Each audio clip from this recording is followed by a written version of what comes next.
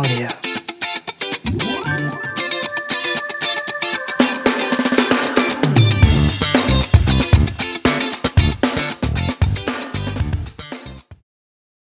Alright guys, we're going to add on another layer to our dead bug here today. So once you're sure you can move the leg and lift it off of the ground without letting your spinal position change at all, you can start to incorporate the arms.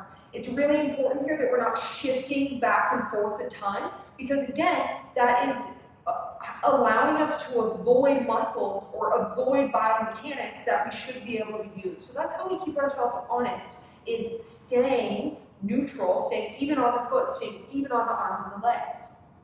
So what this looks like, all the same principles of the hands under the shoulders, the knees a little wider than hip width, screwing the shoulders into the back, pressing through the second ray, retract the chin a little bit. You're going to use your breath to create a brace in your belly, and then you're going to lift opposite arm and leg slow enough that you can be aware of what your spine is actually doing. So it looks like this.